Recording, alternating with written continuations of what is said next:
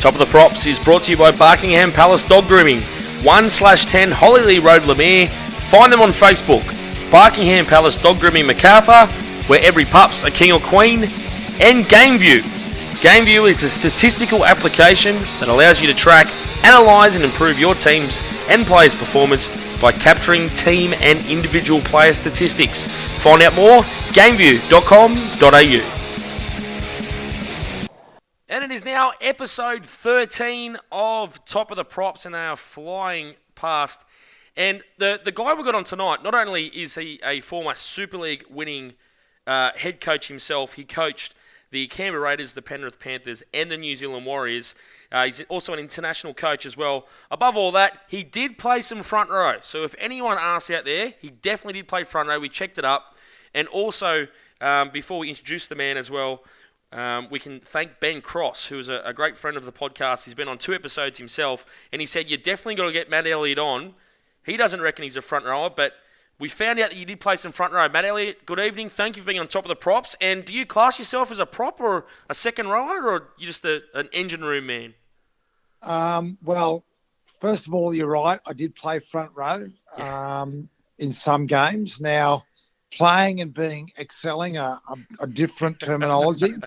So I was what was called a utility player. I was what they call a sub in those days. I used to wear number 49. Yep. So jack of all trades, master of none. I can't, claim intellectual property over that saying, but yes. So I played prop. But Ben Cross was adamant that you were a front rower, and he was having a laugh when he said it. But he said that you guys had, I don't know if you remember these discussions, but he said no, you definitely get him on because he is a front rower.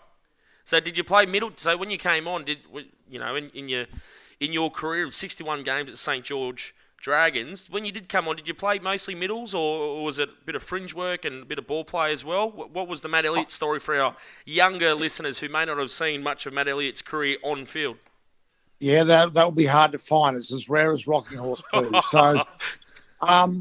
So, I'll say this: there's 2 positions I didn't play in first grade. Mm-hmm. I never played halfback and I never played fullback, but I did at some stage in my career in first grade play every one of those positions.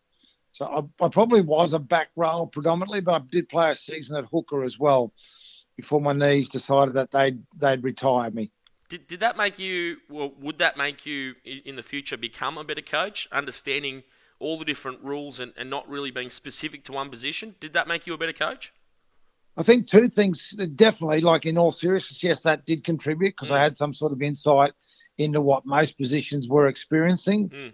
I think the other thing is that when you're not sometimes unbelievably, incredibly talented players and gifted players don't understand how some people need to be coached because they've been able to do it, right? So if you have a look at a lot of the high-level coaches, Craig Bellamy wasn't an elite player. Wayne Bennett, I know he played for Australia, but you wouldn't consider him an all-time great when you look at Trent Robinson and on and on. So it's not that often that really high-quality players turn to high-quality coaches because they didn't need to be that coachable because they were so good. And I'm jumping forward a little bit here, but and I guess what comes to mind when you speak about that is that someone like Phil Gould, and from my understanding is even when he was still playing, I think it was under Warren Ryan at the Jets, is that lower grade players would walk past the inner sanctum of Henson Park at 9:30 on a Tuesday night or whatever it was, and Warren Ryan was letting Phil Gould run some of the the tactical stuff in front of the first grade squads. Was there any of that under Brian Smith? Did he? And this was a question for later, but did you realise at some point under Brian Smith say, "Hey, look, I could make a really good coach here," and did Brian Smith understand that at the time, and did he realise that there was a future coach in Matt Elliott? The short answer to that is no. No, okay. Didn't work that way. Look, in those days we had full-time employment as well as being footy players. So it was really like 2 full-time jobs, to be honest with you, because of the training regimes that were put in place and how early and how late we trained. I was working in local government and was at a director level actually from a very young age. Yep. So when I got the news from the doctor when I was 28 years old, mate, is you need to retire. After going through a period of denial, I kind of accepted what he said. But Brian came to me and said, look, we'd like you to coach one of the lower grade teams and be the development officer at the club. So I kind of said yes to that without even thinking about it too quickly. So I didn't have a career path set out to be a coach. No. Okay. Well, we'll get back to that in a second, and obviously that's part of your journey leading into your coaching gigs leading into the future. But am I right in saying you grew up in North Queensland in Townsville? Yeah, I did. I was born on Thursday Island, but grew up in Townsville. Yeah, so did all my schooling there in Townsville from the ages. I was there from 3 till 17, basically. Were you a footy head from back then? Did you always have Yeah. aspirations, and the clear goal was, I want to be the best football player the world's ever seen, or did you have other things on the go at the time? I definitely had other things on the go at the time. I played first grade cricket in Sydney as well. Did you? I was, played a bit of state cricket and stuff like that. So I probably came to Sydney as a cricketer, but my dad was my footy coach at a young age, but I started playing under eights at 5, and I loved footy. Yeah, I loved footy. I can't tell you how much I owe the game. When I went to uni, it basically paid my way through uni as well. So I'll be forever grateful for the game. So I loved other things. Wanted to be rock singer from play for Australia in cricket, but footy was always my real passion.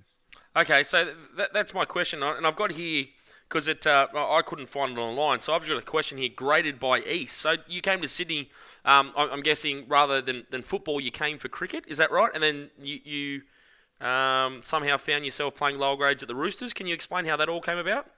That's right, Curtis. You nailed it. I was playing first grade for Sydney City, which is a cricket club that no longer exists because when they bought into the Hawkesbury and a whole lot of other clubs. There was a guy playing third grade who passed this year, a guy called Mark Snuggs, actually. Yep. And he was playing for Bondi United. He was in third grade and we got on really well. He said, mate, you want to have a game of footy? I said, yeah, that'd be fun. So I went as a 22-year-old who was playing cricket. I went and played for Bondi United and got called up from the park, as you did in those days. So I played under 21s, first of all, and then got graded the following year in under 23s. That's an interesting time to be at the lower grades at the Roosters, because, everyone these days, particularly anyone under the age of, anyone under the age of me, which I'm 33 now, so anyone younger would probably just always assume, the Roosters, Nick Politis, have always been powerhouses. But there was a time there, particularly in the late 80s into the early 90s, where success was patchy at best, and then there was other times where they were complete duds. What was it like, for you in Sydney, I guess, coming out from Townsville? Was it more about the fact that you're in the big smoke, you're having the time of your life, you're playing cricket, you're playing a bit of footy? What was it like at that time playing lower grades at the Roosters, and was there a clear path there for you to move through the grades, or was it a bit of, I'm just playing some football, I'm just happy to do that? Probably the latter, Curtis, to be honest with you. We were very good for the turnover of nightclubs. There's no doubt about that. In my time at the Roosters there. I met some great people, and Arthur Beetson was the head coach at the time, and then Russell Fairfax the following year.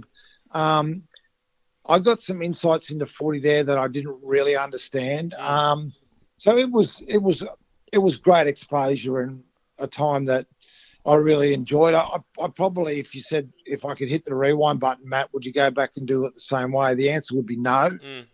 My lifestyle and playing cricket and footy at the same time, I wonder why my knees caved in. But you have someone who was pretending to be a fast bowler and running it as fast as he can, and then combining it with an unhealthy lifestyle. Your body's going to break down at some stage somewhere, and mine started at my knees. So, but it was an extraordinary time. We had a lot of fun, and it was a good time. Do you think your experiences coming through the grades, and still, look, by no means 61 games of first grade at St. George through that period in the late 80s, early 90s, that is a feat that many first grade players, or rugby league players in general, will never get to feel that or understand what it's like to play first grade for an extended period. But did that make you, again, coming back to your coaching, which we'll get to later, the understanding of younger players and getting the best out of each individual player, particularly somewhere at Canberra, which we'll get to in a second, but guys coming in from different areas, did that make you, again, with your life experiences and say, hey, look, I understand what you're going through. Let's just get on with the footy and we'll worry about the rest of the stuff after training kind of thing? Did that make you a better coach as well? Yeah, it'd be a collective of things as always. I had a very fortunate upbringing that, I was born on Thursday Island and I played where I was the only white fella in a back line. Yeah.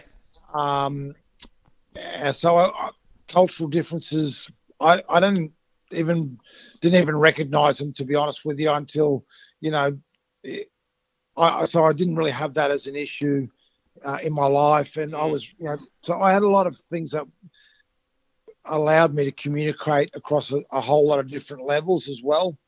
So I think that was helpful. I had to learn, because if I didn't learn, I wouldn't have got the opportunity to play, football at that level. I started very late. I didn't get to first grade until I was 24, because I played a couple of seasons in France and did what a lot of the young Aussies did, decided not to come home and stayed over there. So I've had a life sort of accidentally on purpose, I guess, would be the best way to describe it. And I went to St. George, and there was a guy called Brian Johnson and another guy called Mick Beattie, who from the playing group led so strongly. There was, you trained hard, you didn't play up at the wrong time, and the standards set by the playing group there was quite stunning for me. So I'd put those things down as key learnings for me.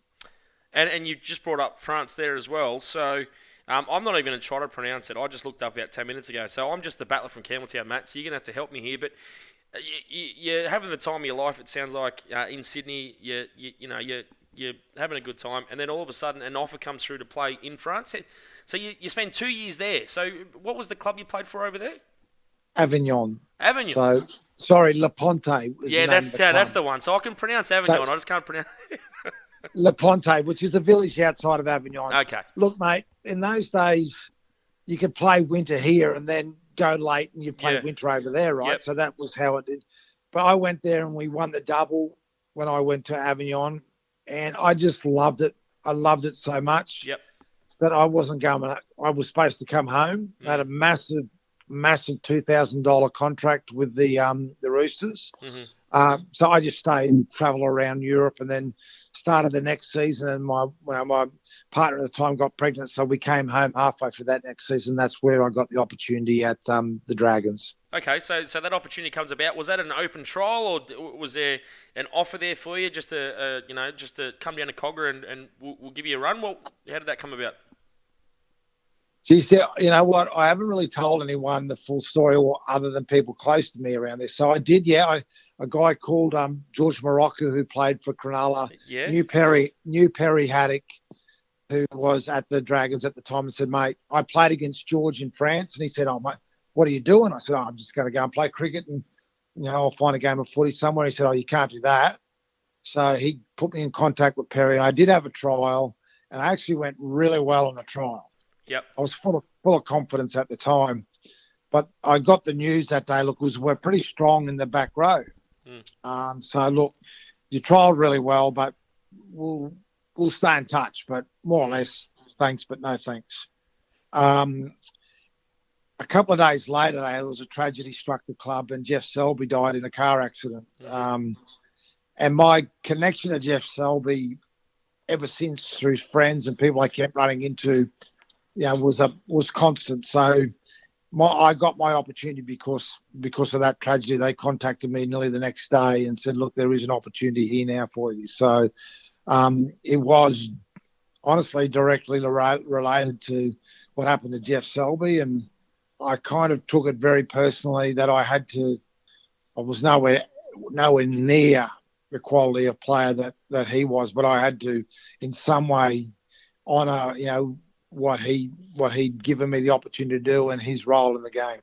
And it's an interesting thing too that people don't understand, that even in the late 80s, early 90s, rugby league was still very tribal, still very territorial, and the honour of playing for St George, which I'm sure you understood too, and this was explained by Pat Jarvis, who's been on a previous episode, and to a lesser extent, Tony Priddle, who went to the club at St George as a rower. It was a completely different story, but both spoke about understanding the 11 straight and still in that area at that time with blokes like Craig Young. Was he still head coach when you were there?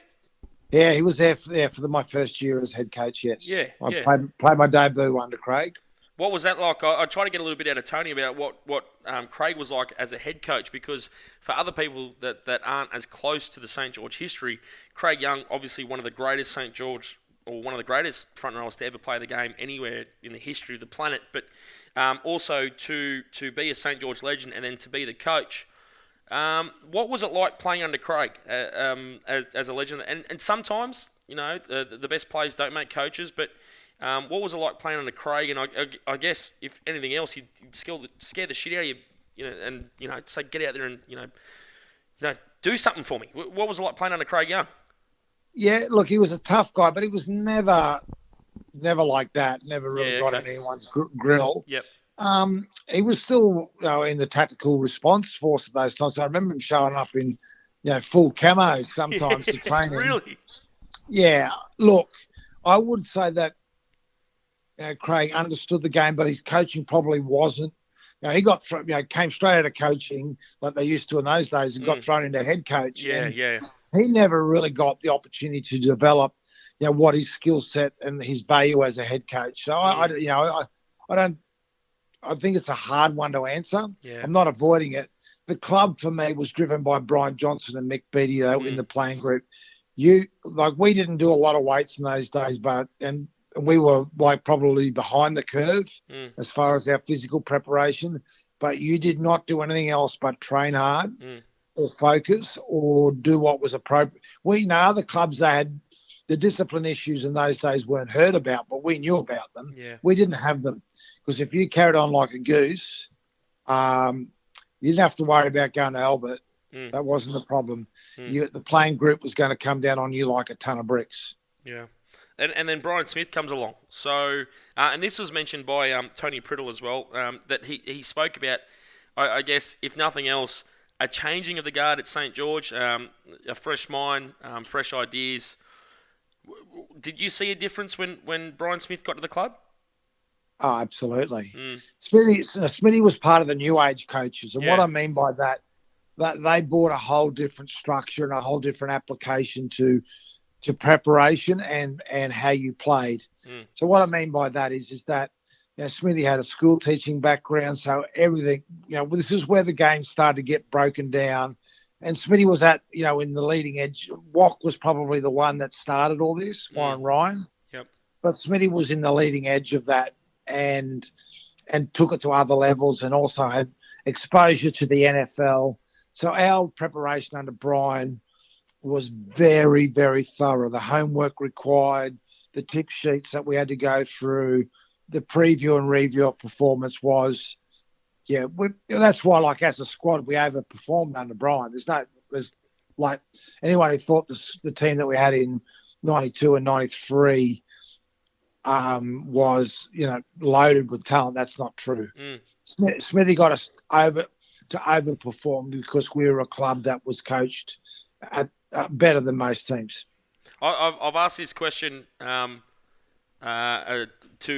mentioned him again, Priddle, because it was just recently as well. So I guess I'll ask you the same question. That rivalry between the Dragons and the Broncos at the time, was it a bit of a sense of, well, we know we're playing well, but did you, and it's really hard to say, I really don't want to say, did you guys actually think you could win the grand final? Because it's a two-horse race once you get to a grand final, right? But those Broncos teams, particularly in 92 when you were there, I mean, did you 100% believe going out there that, look, we can beat them one-on-one, we can beat them? Or was it a case of we need a few things to go right as well? No, you don't. I don't know what your memory's like, man, but when you're a young man, yes, we definitely believed it. Oh, of course. You got 45,000 people there. They're all in St George jerseys. You're fired up, right? Yeah, and Smithy, gave us the tools. He gave us the structure and the understanding of playing. I guess, coaches have strengths and weaknesses, and that's, as a strength, we went in with a whole lot of belief because we believed in the way that we were playing. Like the semi-finals leading into that grand final, we won 4-2 and 3-2. Yep.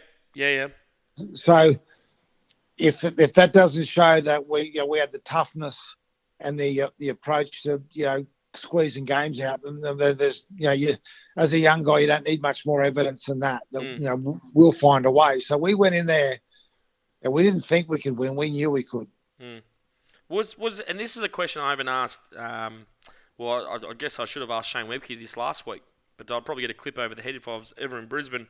Was there any chatter about salary cap exemptions or the fact that Brisbane were able to carry such a strong squad, particularly Canberra at the time as well? But was there any chatter around the Sydney, I guess the Sydney epicenter of rugby league, about the strength of certain clubs compared to others, and how much it took to finish the season and also beat them in a grand final as well? I look at that in retrospect and I understand where that comment's coming from because, you don't have to be a rocket scientist, but no. The short answer to that is no. I can only speak for myself. It never crossed my mind. Yeah. And what crossed my mind was the blokes I was playing with. And I looked around and we all believed in each other. Yeah. Yeah, that's how we overachieved. Yep. Hey, well, look, I didn't mention this before because every time I've had about, I reckon, half the podcast so far, it's been an ex-St. George player one way or another. I grew up in Cogra. My pop played lower grades at St. George. My Uncle Alan played lower grades at the Dragons with Lance Thompson. And I've got little St. George, I don't even know what you call them now, like under 12s, 13s, Harold Matts jerseys from the 60s and all this stuff from when my pop played. So I did actually live there till 6 or 7. And even at that time, at Cogra, it was just like, I don't know, it's like, I would love to know, without looking at the history now of results, but St. George, if they weren't winning grand finals, they were there or always thereabouts. So 92, 93, you finish up, your last game comes in 92. Did you feel like personally you were a little bit pissed off that you couldn't be part of that 93 squad and potentially something magic happening and finishing the year with a premiership yourself? And what was on the horizon under Brian Smith? Actually, my last game was in 93. Oh, sorry, 93. 93. I did my knee in the first game, and okay. The doctor who ended up being the head doctor for international rugby and is now their deputy director or deputy. He gave me the news, and he was a mate of mine, and I was in denial about it. So that look. I got nothing but gratitude for the opportunities I had and what existed around that playing group at the moment, and that I actually got to sit on the bench. I hadn't played all year, and Smithy allowed me to sit on the bench in the 93 grand final. Because we used to have benches of 50 people, right? Yeah. So I mean, the club was so classy in the way that it treated people in those days. Like, there was a high expectation, but if you were in there and you contributed to the organisation, you felt like you were a part of the organisation. I can say that from someone who didn't spend that long there, but I left and I couldn't play anymore. And I left during the season because Smithy's last season in 94 was 95. Sorry, I was an assistant coach by then, and then Smithy got the job because the Roosters and St. George had agreed to merge. Yep. And Phil Gould said he apparently, well, from what I heard, Brian Smith didn't want his job taken in the new club by Gus, so he moved on. Is that correct? I heard something like that. Yeah. Well, basically, him and Smithy were looking over the Botany Bay at each other. Yeah. And I got assured by the CEO, Jeff Carter, so look, mate, we've got a job for you. We just don't know what it'll be. And then Smithy said, okay, there's the last winter season in the Super League. I've got a job. Do you want to be my assistant and head strength and conditioning coach? So me being me went, yeah, okay. And then I left in July. I left in July 95. But, man, if I told you what the club St. George did for me and what they gave for me, you would have swore blind I played 350 games for them. I got stuff given to me, jerseys, players sign. I just was, flabbergasted for someone who'd made such a minor contribution to the organisation. So, that's what they did. That's how they were, and that's how they created, strong allegiances to the organisation. I think that goes back to, we're talking about the 11 straight again, but if I think it's behind me here on my bookshelf, but I think it's called Never Before, Never Again. And they actually talk about the depth of the squad and what it meant to have pride in the club, whether you were playing first grade, second grade, third grade. It didn't matter. You were part of the system. You were part of the organisation. If the scouts were going out to Timbuktu, you had to wear the red blazer if you were one of the scouts, if you're with Frank Facer. And I think there's a lot of that flowed on to the Dragons for many years. And I think a lot of clubs could learn a lot from the St. George nucleus of what they had created since they came into the comp in the 20s.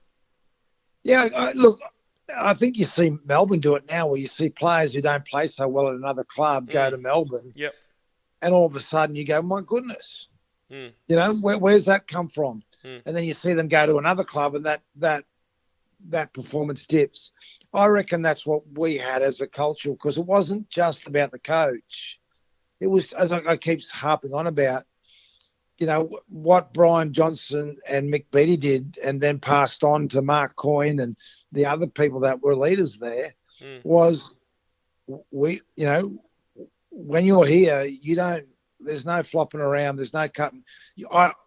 I've seen players at St. George when I first got there go to young guys and say, you can't train with us. Yep. Players. Yeah, yep. We don't cut corners here. This is not who we are. So they obviously had that handed down to them from someone. But that was what the culture was like. But it wasn't no one yelling and screaming. I never heard Brian Johnson ever raise his voice, but I can remember him going up to two players and going, boys, you can't train with us. You'll have to go back to 20s. And they were going, what do you mean? Johnny just went, you've got to go, mate. So, I saw that a few times. So that was the, and if you did that, you complied and you did the hard work, and, we had a great time like all people did in those times post-game, but you never, ever, went and wrecked a place or got in fights or got stuff like that, because you wouldn't hear about it from the club. But the players would rip into you. So you just spoke about it then. You kind of, in your own way, then explained, Matt, that you kind of shrugged your shoulders and said, all right, I'll follow Brian Smith to Bradford. 96, you're there as an assistant coach, and as you said, a conditioning coach as well. And then, can you tell me the conversation? You've probably been there, 12 months? And then he says, I'm back to Sydney. The job's yours? Like, what happened? All of a sudden, you're the head coach of the Bradford Bulls. No, well, he was, I'm back to Sydney. Do your best, really. But no, that was just fine. I wanted the job. Were you ready? At 33, I thought I was, but probably not. But look, what I'd done is that under Brian, and then I had an academic background. I'd been a director in local government at a very young age, so I knew about leading people. Well, I thought I did. I had experience in it anyway. I did think I was ready. And, there was some changes that were made to the playing group after, but I knew that there was this was a roster of players that overachieved. And so Brian had definitely done some hard work of restructuring the whole club, and Bradford at that time was the club that led the way into summer football in the UK. And Brian was not just the head coach; he was the CEO. As I inherited that role as well. That's a lot to take in. But so bang, straight away, you win the Super League title in '97. You win it in '99. You're flying, and then I guess a call comes from Don Ferner at Canberra, and then an offer comes through to come back to Australia and work under Mal Meninga. Now you just spoke about then that. Hypothetically, the best players don't make the best coaches. Now, Mal Meninga at representative level is I would say one of the best representative coaches of the modern game. In fact, probably you could argue with what he did with Queensland, with a little bit of help on the side from assistant coaches. He done an amazing job with that Queensland team too. But looking back at that Canberra side, he basically went from retirement. He had a little bit of time off. Tim Sheens goes off to Townsville, and the Mal Meninga's the head coach of Canberra, and most of his mates are still playing. When you got to Canberra underneath Mal Meninga, did you see there that potentially, with all due respect to Mal, if things go a certain way, and I know you don't want to admit that that runs through your head, but there was a certain way that Canberra had played for a long time. They're at the back end of it. They'd got rid of Brad Clyde. Daly had retired, or he may have still been there. Ferner was on the way out too. Was it a difficult time at Canberra to come in as an assistant coach and see how tough Mal was doing it as a coach? Because, as I just said, the best players don't make the best coaches. So, Curtis, the truth is I was recruited there to be head coach. Okay, all right. Obviously, Mal was a legend, and they weren't going to. You're not going to sack someone like Mal. So at that time, again, Mal never got the opportunity as a club coach to develop. Man, and I have got so much admiration for Mal because what he did was, and what he continues to do, and what people don't really understand about Mal Meninga, was Mal Meninga, after the Canberra experience, went on a quest that he's still on, of personal development, of leadership, of developing his personal assets. He's a freak. And I can tell you that, as someone who spent time with him at that time talking to him and recently, wow, that the personal and the professional development that he's been able to execute is phenomenal. His understanding of human behaviour, his understanding of what is important in getting performance, not just in rugby league, is pretty stunning, mate. And his ability at the rep level to control a team but have delegated authority to key people to make sure that team performs at the highest level in certain areas is as good as you'll see. And I'm not just saying that to piss in his pocket. I've got to say that, from the person I work with to where he is now, it's the difference in coaching, not in the person. He's always an unbelievable bloke, but in the coaching is my goodness, there's no comparison. Well, let's talk about comparisons for a second and look at, say, the Canberra squad from, 1999 compared to when you took over in 2002. And then where you developed that squad and the type of play you brought into that squad.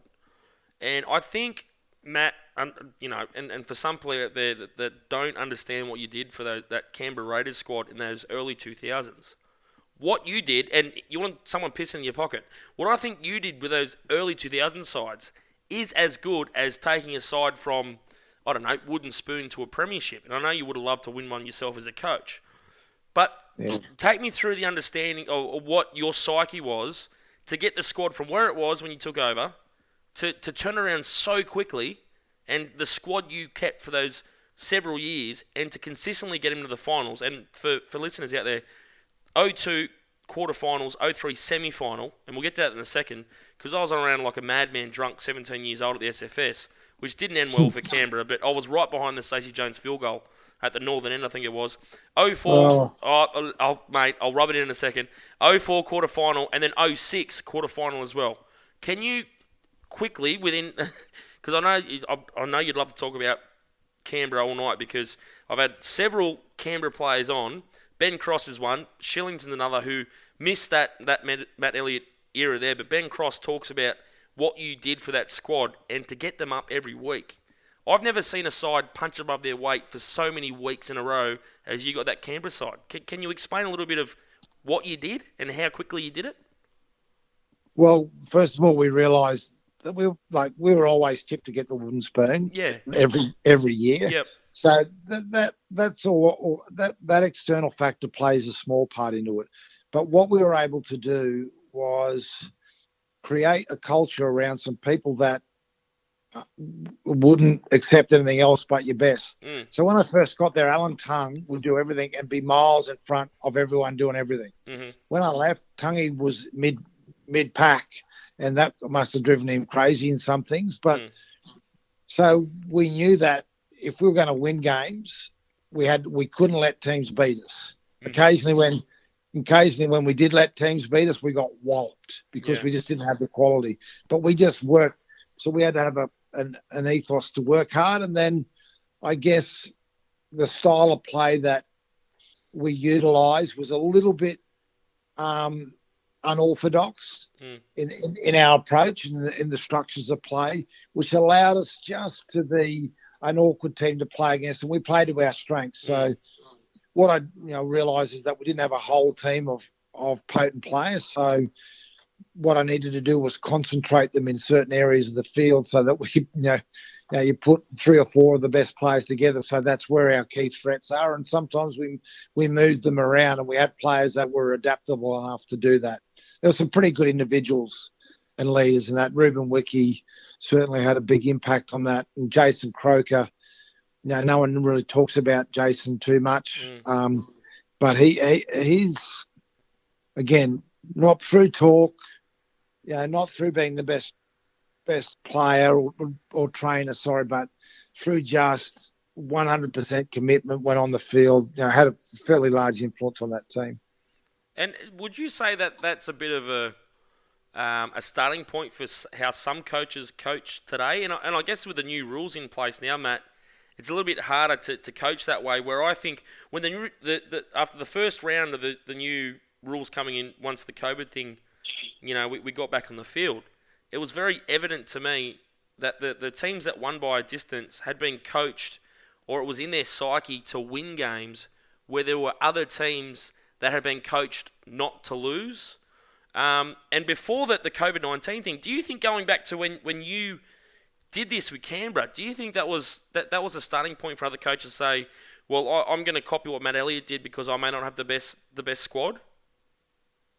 Now, I really can't talk about other coaches, but I guess the other thing that you do, and sometimes it's cost me as well in my coaching, is that, look, if you don't have the strongest roster, you need to be ahead of the curve in other areas, right? So, and sometimes anything new sometimes can be bizarre, right? Or a bit out there. So, but if what you do as a coach, you go, well, I look at my roster and I compare it to other teams, and do we have the best roster? And you got to be, if you're not honest with yourself, you're not going to build that roster, but also you're going to lose most games. So you need to come up with stuff that is creative and requires some initiative, or it's just slightly out in front of the curve. Otherwise, if you're competing with a team using similar structure, similar approach to play, and has a better roster, well, you're relying on attitude every week, and that's not going to get you there every week. Not in the NRL. And the other thing that I take note of too, which I couldn't even possibly think of it happening now, is that from what I understand, in 2006, you agreed to sign Penrith, and it was made public that you're moving on the following year, and you said, I'm not going anywhere, this team's coming with me, we're going to make the finals. Your team went with you, and the team did make the finals. Were you proud of that in your final year? Yeah, I was. It's something, again, if you talked about me starting off coaching and making good decisions, if you ask me about that move and the decision, that probably in hindsight, but I guess 6 or 7 of the players left at that year as well, which, I really enjoyed my time at Canberra because as an organisation and in our approach, there was a lot of honesty. Yep. So we looked to recruit players, but we went, okay, that doesn't work, because not a lot of guys wanted to go from Sydney to Canberra or other places to Canberra. It's still the case now, right? Yeah, so you have to take it. What Ricky's doing is really smart. He's getting high-quality players from the UK, but we also looked at developing players from the Riverina and country areas and providing, opportunities through the Raiders that they couldn't get at other organisations. So, you had to be a little bit different in approach. But the Canberra time was, I've got to say my NRL was the time I enjoyed the most, no doubt about it. So, Matt, you finish up at Canberra, and I guess my question for you is that how did the whole Penrith thing come about? Now, were you told, or did you get to do a tour of Penrith Park and the program and the systems and everything like that before you got there? And what attracted you to the job at Penrith before you went? Okay, so I was in a process with both Newcastle and Penrith at the time. Yep. And had the opportunity to go either or and all stay at Canberra. You know, hindsight's a wonderful thing, right?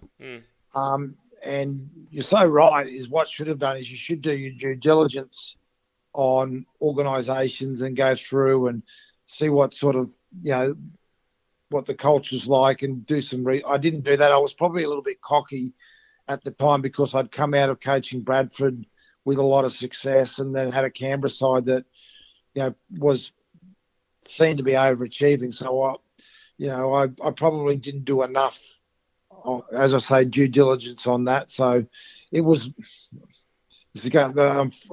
every time I hear myself say this, I shake my head at myself, but it was basically a financial decision. No, there's nothing wrong with that. Yeah. I mean, because I don't like I don't like talking about money with anyone. But if you come from Bradford, you come back to Canberra, I couldn't imagine that it was a high paying job, and even now still I can't imagine it would be. But without going into numbers, I mean, you think about Penrith, they're on the backside of a premiership. You would think, looking from the outside in, that great things are happening. They've still got half their squad from their premiership, and they've got a solid base to work from, and the development and the juniors coming through. You must have licked your lips and said, "I can really do something here. This could be a dynasty at Penrith." Yeah, I had that thoughts as well, but again, as I say, I mean, not that I've got no issue with money, but that doesn't represent who I am. I don't make decisions based on that, and that's the one I have in my life. Now, look, the Penrith process was a pretty challenging one, to be honest with you, because there was some stuff that was existing in the culture of the organisation and things like that. But I certainly could have played a bigger role and turning that around as well. So I wasn't blocked from doing it. I just didn't have the same quality of communication with the leadership of the organisation, and didn't have the same authority to make the changes I would have liked to have made. And that's what I guess in a way that I was getting to as well with the Penrith club. You can't say that they overachieved in 2003 because a lot of their players went on to do great things. But I guess in a way, everyone looks at West Tigers now, right, in 2005 and goes, "Oh, well, that came from nowhere." But I guess Penrith, they were developing. They had a great junior roster. They win the comp in 2003. They make the finals in 2004. I think they make it a prelim in 2004. They get done by the Dogs.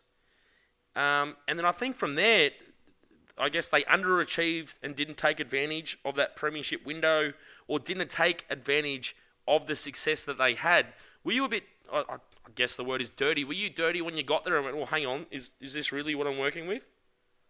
No, I was excited about the roster that they had and the players they had coming through, and then the ability to recruit. Well, what I thought was the ability to recruit. Yep. So, no, it wasn't. It wasn't that. It was just what had happened was that slide that they were on was around the exit of a couple of players that had bought the very style and the toughness that they had as a team, or certainly the belief they had as a team. And there was some that, they'd been there, done that kind of thing and had that feel to what they were doing. So, but again, it was just what you do is you do your work first, and I didn't do my work first. If going in knowing that, why I learnt that 12 months into the job instead of knowing that going into the job, if that makes sense. I had a belief in myself then after coaching, was 11 years, that it doesn't matter what the squad's like, I'll make it work. Because I kind of done that in the first decade of my coaching. Look, and I don't want you to beat yourself up too much, Matt, because if you talk about sliding doors and butterfly effect and all that stuff, if you stay at Canberra, who says half the team doesn't get injured in the first 4 rounds and you're stuffed anyway and then plays? It's one of those things where it's great to look back on if you stayed at Canberra and all the rest, but who knows? So you have to do what you have to do at the time. There's also very nice beaches in Newcastle. There is. So, no, look, mate, at the end of the day, you have the experiences in life that you have based on the decisions you make and, where that pathway leads. And as you can already tell by our conversation, I haven't really had a clear pathway. So you just ride that bus. Chaos theory. Yeah, why not? But look, another question just quickly about Newcastle and why you didn't take the Knights job. Was that affected in any way by the fact that the likes of Johns and Kennedy and I think Simpson may have still been there, but the nucleus of the team was gone, and there was a few more question marks. I think they'd gone through some really, really bad times with Johns injured as well, where I think at one point, I can't remember what year it was now, 05 or 06, where they lost 1,000 games in a row. Did that play any factor in the fact that say, oh, hang on, well, I might as well take this Penrith job instead?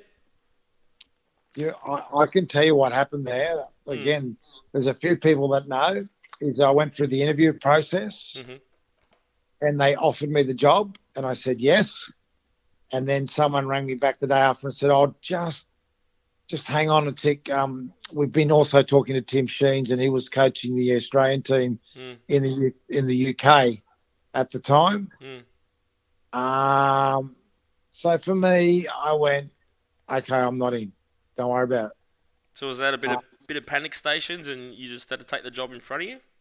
No. I wasn't even talking to Penrith at the time. Oh, okay. So I just, I do have some standards that I would never break. And so if you tell someone that you're going to give them a job, you don't go back and go, we're waiting just because we're talking to Tim Sheen. So I just said, oh, well, maybe you should give Tim Sheens a job. So, and then he never got there anyway. So no, I think Smithy went there actually. Yeah, isn't that the famous one where he turned around and said, "What took you so long to hire me?" Probably. Let's continue with Penrith quickly. And there was some lean years there too at the Panthers, and I think I've got the numbers here somewhere, but it doesn't matter. 2010, you make the semis, so you're there. Yeah, we came second in the regular season. You come second, and you're one of the best attacking sides, if not the best attacking side in the competition. And then you get bundled out. And when I say bundled out, I guess I hate using that word because if you make the semis, it's hard enough winning one final. It's hard enough getting up for two, and then saying bundled is not the right word. But how proud were you of that Panthers side in 2010? And did you feel a little bit bittersweet that you could have gone a little bit further? We did get bundled out. It's okay for you to say that, Curtis. Okay. But we had some. What happened? We again, this happened to me a little bit. So the common denominator is obviously what we were doing going into semis, but we had some real. Michael Jennings got injured. Lewis got injured in that game. The last game against the Roosters. We had Petro out the week before on suspension. So we had some key players injured going into those semi-final series, and I guess we needed them in our team. And I think we lost Michael Jennings in the first 10 minutes of the semi against the Roosters. It wasn't a hammy, was it? I can't remember what it was, but anyway, yeah. And then when Janko's that he just never got injured. So we lost Luke Lewis at the start of that game as well. So it just was one of those things that happened that way. But we had a really good year, and they were a great playing group. What did you make of the likes of Jennings and Lewis, who are Penrith legends, kind of unceremoniously getting moved on by the club, who obviously they went on to do great things at other clubs, and it's just the norm now. But what was it like, in your opinion, seeing the likes of Jennings and Lewis and those blokes kind of getting shifted on for one reason or another? It's just been a reality of footy, mate. And sometimes the changes, is exactly what people need. They may not recognise that at the time, but yeah, I'm still very close friends with Luke Lewis. I work Yeah, with him of on course. radio now. And look, apart from Steel Sports and the 81st minute on New South Wales Cup, ABC's Grandstand is the best radio broadcast you'll hear. Thanks. I'll go with that. No, you're great, mate. Look, yeah, that's professional life, and those guys are fine with that. And it's having to adapt to different environments is a really healthy thing. So, and it proved healthy for both of those guys. It's interesting. So after I guess Penrith, you say you're going to see out your contract, and then I think mid 2011, you put your hand up and say that's enough for me. You move on to the Roosters as an assistant coach under. Didn't quite. I'll just. Yeah, no, go for it. Go for it. Yeah. So at the beginning of the season, we agreed that I wouldn't extend my stay after that, but I said I'd stay that season. Okay.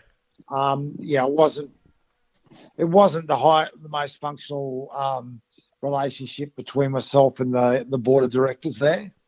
I'm, as you can see, a fairly transparent type person, so I think that's how footy clubs should. And then Gus came after that decision was made, and then about halfway through the season, he said, "Look, mate, we might as well give Steve Georgialis a crack if he's going to have a go at doing this. So why don't you go on a paid holiday?"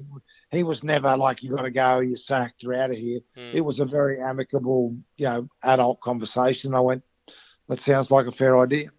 There's a lot of shit going around about Phil Gould, particularly at his time at Penrith as the general manager, and most of it comes from people from the outside that have no idea about the inner sanctums of clubs, how to run a club, particularly the biggest junior development nursery in rugby league. Can you explain a little bit of your time under Gus? I think you just mentioned a little bit there that it was amicable. The word amicable, I can't even say it now. Amicable, yeah. That one, Matt, that one. Yeah. What was it like working under Gus, and just a little bit of an insight on as to what it was like to work under him at the Panthers? He wasn't there for long when I was there. Yeah, okay. And you can't do anything else but respect Phil Gould's knowledge of footy. Mm-hmm. As I say, there was never any conflict there. I didn't agree with everything that he was doing, and vice versa. And that's happens in the growing up world. What I would say is that Gus's presence in that organisation has changed that organisation for the better. I don't know about the timelines on it. I don't know about the intricacies, but what he has brought to that organisation as far as facilities, upgrade of approach, and all that sort of stuff. And I don't know what the interaction with leadership is like now. The leadership's very different now, that's for sure. But I would say that he's left a good legacy there. It's up to them to take advantage of it. I agree, and that's from the outside looking in again. Well, I got a question for you. So we just mentioned that you move on to the Roosters under Brian Smith, and then you get a chance at the Warriors. And again, it's another club that needs a rebuild. It's another club that needs to find something. They need some structure, whatever it might be. But my question, I guess, is at this point, are you getting a little bit frustrated that you're being typecast as a certain coach, only worthy of certain coaching roles, or because I can just imagine what you sitting there in those years thinking that the things I could do with this club or the things I could do with that club and the top four clubs, but it always seemed that these roles came around where you had to rebuild or you had to coach a certain way to get a squad from the cellar into the penthouse. Was that a frustration throughout your coaching career? No, not one bit. Yeah, okay. And I never saw it that way. Okay. To be honest with you. Yeah. There's only 16 jobs available, and they don't all come up. And the clubs that are successful quite often don't turn over their coaching staff. So, there was never going to be a job at Melbourne or Brisbane, for example. So, and there was other organisations that were successful. So no, I didn't feel that way. I was excited about the Warriors. Yep. Because I believe, and I still believe this actually, that at some point the Warriors should be going that good that they need to get another team in New Zealand. I used to say that when I was over there. Absolutely. but there's some things that, again, I keep using the word culture, but there's some things in the approach of that club that their culture definitely needs to be adapted so that they get the best out of the amazing talent that exists in New Zealand. Like when I say amazing, mind blowing. Yeah, and that's something that I spoke to with Joe Vungana on a very early episode of Top of the Props, and he spoke about being one of the first Polynesian boys coming through, and maybe those guys at the time not really understanding how important their role was because they're just kids coming through. That now they're playing Winfield Cup, or then it becomes NRL, and I think for a long time there, I guess there was a struggle with the travel, not just the travel, but I guess another thing that comes up a little bit, particularly with the Pacific Islander juniors and players coming through, is how to get the best out of them. Was that something that was ever brought up? Like, I guess the best way to coach the players and different ways to get the best out of them? Because I think that could still be an ongoing thing for the club. And it's such a hard thing. And it's very easy for us to be sitting here in Sydney and talk about what the Warriors can do to finally, open Pandora's box and win some premierships. But it must be a little bit different flying over there, seeing what's happening, and then, meeting the boys, and then going, all right, how do we win a comp? How do we become a top 8 team? How do we become a top 4 team? Well, firstly, I don't think this has got, as far as when I talk about culture, I talk about the club. I'm not talking about, cultural background. No, of course. No, but I'm being, if I thought it had something to do with that, I'd raise that as well. Don't worry, I'm not into political correctness. I'm into, speaking the truth. So for me, that's not even the toughest, most professional athlete. One of the toughest and most professional athletes I've ever coached is Ruben Wiki. Yep. Petro Sivanasida would be in that group. Yep. And on it goes. So this is about the expectations of players on each other and the expectations of the club on how our players are recruited and how they're developed.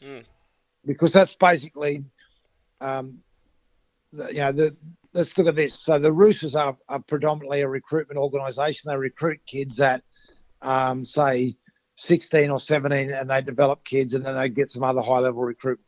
Yep. The Panthers and the Warriors are a development club. They develop talent through their club that are local. And the developmental processes in New Zealand, as far as the Warriors go, aren't good enough. Yep. It's got nothing to do with New Zealand, because if you want to look at the developmental processes of the All Blacks, well, you'll go, oh, okay, well, they know how to do it. And a lot of other NRL clubs have got scouts over there full time now, and they're bringing a lot of kids over as well. So, yeah. That doesn't matter. Honestly, that doesn't matter. There is so much talent over there. It's incredible. Yep. But the club needs to have a process. I talked about early on in our conversation, like Brian Johnson as a player. And what the playing group needs to do.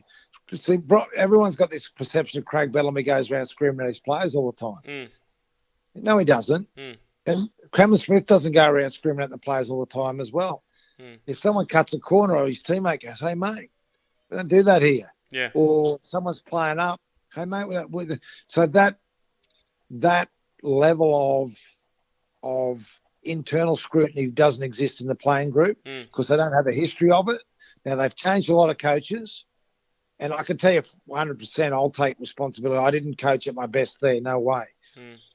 But because there were some adaptations that I had to make that I didn't make. Yeah. There's no doubt about that. So, and I'll stick my hand up. But coaching's not their major issue there. It's the actual foundation of the club. There's no bad people in that club. Yep. None. Yep. Zero. But being a good person doesn't always make you, someone who's going to get success. They need to be success driven, and they need to have processes where they're prepared to push past a talented person, a young kid, to get the hard-working one. And they don't do that enough, in my opinion. Would they be helped out a little bit? And I'm just talking about fixtures now, and other sporting codes around the world do this, where they might have 4, 5, 6 matches in a row at home. would that be a fair argument that the Warriors, compared to until we get the amount of clubs in Sydney down, should the Warriors be shouting and screaming and saying we should probably get 3-4 weeks at home in a row and stuff like that? Well, the Cowboys travel just as far. Yeah, true. That's true. Yeah. I don't, you have to go through customs. There's teams from Western Australia that have won the AFL. So, Yeah. it is something, but I think it's an excuse, not a reason. It's certainly a logistical issue that has to be dealt with, but that is not the reason the Warriors aren't in the top 4 every year, and they should be. Okay.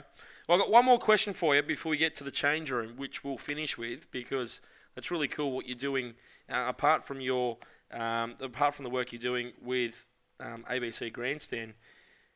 Well, 2 questions actually. The first one is, you're only 55. Do you still want to coach? Does Matt Elliott still want to coach? Yeah, absolutely. But Matt Elliott still wants to play, and that's probably not going to happen. That's probably not going to happen either. So I would love to coach. There's no doubt about that. And I believe that, the other thing that you need to know with the NRL, we're seeing it, is it's moving forward all the time. So when you've been out of it for 6 years, there's adaptations that you would need to get back into it. I think that probably, again, my best role would be as a general manager that works for the head coach, not the other way around. I have a strong belief that the head coach should be the dominant person in the football department and control the football department. Otherwise, it's flawed. Who runs. You've got no hesitation if I say who runs Melbourne. Who runs Roosters. Who's in charge at South Sydney. Yeah. But when you start asking questions about other clubs, it's there's too much ambiguity, and I would love to play a contribution to tactical stuff, but I think that my best role would be to support a head coach running the whole organisation. All right, and my second question before we get to the change room is, and I think I heard you the other week talking about the Dragons and things, and I think this might have been before their win against the Sharks as well, is that it's a very, very difficult situation the Dragons find them in. With Paul McGregor, he's doing his best. It's not like he's trying to, he's trying to fail. He's doing his best. His squad's, they're out there playing footy. They're not trying to lose. As a coach, from the outside looking in, what would be a couple of changes, if you could, without kind of stepping on Paul McGregor's shoes, who's a great bloke as well? What would be the first couple of things that pop into your mind to say, all right, here's how we start turning the team around? It's easy for me. Again, my external observation of the Dragons, and obviously they're a club I love, even though they're a merged entity now, but yes. I still have respect a to soft the spot. Steelers. Yes, but I still have a soft spot for them. There's no doubt about that. Is that if they've been on a slide since 2010, they've made 2 internal appointments of coaches since that time.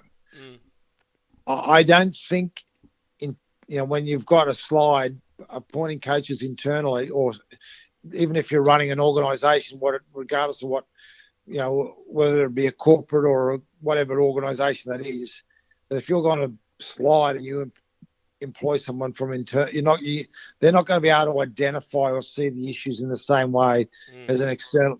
So I believe that the Dragons, somewhere in their leadership, need a pinch hitter. Someone who's going to come in and go, right, you got 2 years and you need to make all the tough decisions that this organisation needs to make. And by that stage, you're not going to be the most popular person in the place. So we're going to pay you well and we'll see you later. That's what I believe the Dragons need. They need a pinch hitter, someone to come in, because the place needs to change. And it's not just Mary, it wasn't Steve Price before. It's basically that, again, it needs an external influence to have a major impact on that club. And the thing that I noticed, Jesus, we're going back a few years here now, but I remember just vaguely a press conference where Mary McGregor was sitting there after a loss, and the boys in the media room, they're hitting him with all these questions about recruitment, players, all this stuff, and I reckon McGregor sat there for about 5 minutes with his back up saying, I'm not the recruitment coach, you can't ask me that, you need to ask the recruitment coach. And I've never heard that from a first grade coach, and is this the first time that a club has gone this way where specific questions have to go to the recruitment coach and the head coach can't answer those questions? Is this all new to you? Have you ever seen this before? Is this still going? Like, is it Ian Millwood, the recruitment coach? Look, It's just a weird situation, you know what I mean? I can't buy that. I'm sorry. Mm. And, you know, that whether that be a directive from the club or whatever, that whether it is or whether it was Mary's choice to respond that way, that should never be an answer be given. Mm. And, you know, if they're asking him why have they put a sign out the front of the club, yeah, well, that's not his question to answer. But when you're speaking about personnel, when you're speaking about recruitment at a press conference and you're there as a head coach, you answer those questions because it's your responsibility, and you don't, that's not how it should operate. And again, so you're asking me from an external point of view, what do I believe needs to happen? Well, they need a pinch hitter where that sort of stuff would never be tolerated. And it goes back to what you're saying too before about general managers overstepping their mark and head coaches should be in total control of what they're doing. It sounds like, and I'm sure it's not Paul McGregor's directive where he turns around and says, well, I'm not going to answer that any question. Well, that's your job. I'm sure he wants to run the entire club. But it just sounds like over and over again they're repeating the same mistakes. And we know what happens when you keep repeating the same mistakes, you can get the same result. So, yeah, I don't know what happens there. Do they wait for him to finish his contract? Or I think I put this on Twitter the other day, Matt, just quickly. 1999, David Waite and Andrew Farrar, might have been, 99. Andrew Farrar and David Waite both started the season as co-coaches with the merged entity. And then I think on paper they were still co-coaches, but I think halfway through the year, wasn't Andrew Farrar coaching the entire side anyway? Can't someone else within the organisation coach the team and then McGregor be the face if it gets to that point? Yeah, however they make that decision. I mean, I'm not being critical of Mary. Yeah. You know, as far as what, you know, I don't know where the responsibility lies, but if they're just looking at the coach, this slide and the approach and the vibe of the team has been the same for nearly a decade. Yep. So if they're just looking in the one place, they're not looking in the right place. You know, whether or not, you know, I know because I've stuffed up as a head coach, so I know sometimes you stuff up and you make incorrect decisions and it impacts a lot of the things in a way that you don't. But, you know, so I know what it is. But ultimately, whoever's responsible behind the coach for this slide, they're the people that need to change the way they're doing things. And then if they take responsibility for it, that gives them the opportunity to do something about it. Just like Mary needs to take responsibility for the team not playing well enough, which I pretty much heard him say the other night. That gives him the opportunity to make a difference. Because if you don't, it's not your fault. You can't do anything about it. All right. Here's the question, and I want to thank you very, very much, Matt, for coming on so late. Ironically, off the bench, which we started the show with, and I want to ask you, tell me about the change room. What are you doing with this change room stuff? So I run a wellbeing program, and basically the program is run out of change rooms in large facilities, and we do it predominantly in the workers' compensation field for a lot for ex-serving police and first responders and people with both physical and psych injuries. And I use players. See, this is a thing that people miss because we know the power of players' bad behaviour, and we all stereotype footy players as being, you know, dubbo footy players. But what people don't understand and what the players don't understand sometimes is they've been exposed to cutting-edge science for their whole careers, because if they're not exposed to cutting-edge approach and cutting-edge understanding, they don't win. So they've been practitioners inside it, experiencing it on a daily basis. Mm-hmm. Players don't do quarterly reviews. They don't do monthly reviews.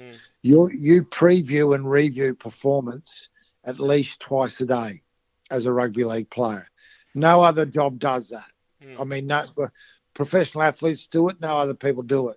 So they understand about the application of high standards and elite standards, and they understand about cutting edge science. They also have to use cutting edge technology. So the wellbeing program, I get Anthony Minicello, for example, to talk on nutrition and diet. This was a guy that people quite often forget. Yep. He's 4 years of his career because of a back injury. Slept on a wooden floorboard, didn't he? Like on a big board or something like that? Mate, and through his approach to eating and diet, he healed his back. So, I use, I've had the opportunity to use players like Mark Hughes, Paul Harrigan. I've used a guy called Nam Baldwin, who's the Roosters breathing coach, the Blues breathing coach, Richmond's breathing coach. How did they go last year? Yeah, pretty good. So these are people I've got exposure to. I use high-level doctors and university lecturers as well, but we present a program that gives people tools, doesn't give them information, but gives them tools that they can change their life. And we have the best return to work rates in New South Wales, and with what we do, and elevation of people's personal capacities as well. So that's done predominantly by footy players. Yep.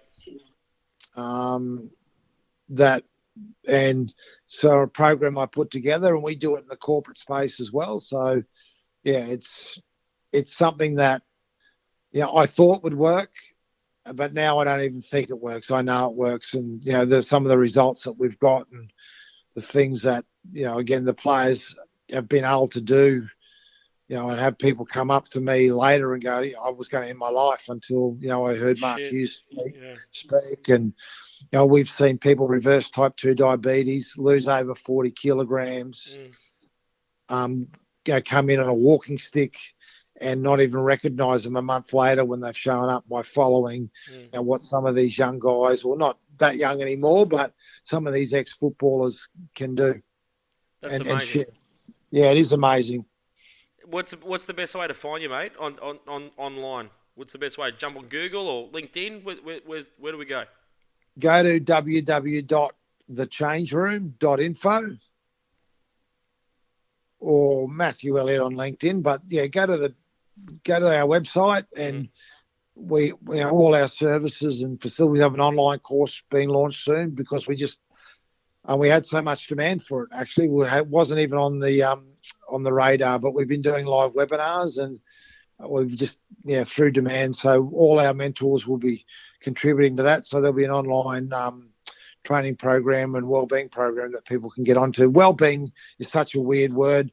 All it really is there's a word called high performance that they use in the athletic world. Well, it's a high performance model, which is a bullshit word, because high performance means human performance. Like, if something works to make an athlete better, do you think it'll work for you? Absolutely. Well, there you go. But we get people, we give them an experience. They go to stadiums, then they have someone like Paul Harrigan in front of them. They lean in, and what we're finding is the information that's being shared with these people when they're leaning in. They go, "Oh, I can do that. I can use that." And if someone like Anthony Minicello is going to tell me that, or Mark Hughes or Andrew Ryan, I'm going to give it a crack. And they do, and guess what? They get results. That's beautiful, mate, and very nicely said. And again, just repeating for people out there, it's changeroom.info. You can find Matt Elliott on LinkedIn as well. And if you just jump on Google, have a Google, Matt Elliott, the Change Room, you will find it all there. The results are there. And not only that, Matt Elliott is a great bloke. On top of all that, I know he's going to be a bit sheepish about this, but anyone that plays 61 first-grade rugby league games, that's 61 more than most of us will ever play, Matt. So be proud of that, buddy. On top of that, Super League Premiership winning coach times 2. And again, as I mentioned earlier, Matt, what you did with the Canberra Raiders in the early 2000s, with one of my younger brothers is a Raiders fan. He thinks you're a god, mate. You truly done amazing things with them. And then obviously went on to coach the Panthers and the Warriors too. Matt Elliott, thank you so much for taking the time tonight and doing it so late in the piece this afternoon. I was shitting bricks tonight thinking, I've got no one. Dave Chillington pulled out on me. And then right at the last second, you've come through, mate. Thank you very much for being on top of the props tonight. You're all good, mate. Look after those bricks.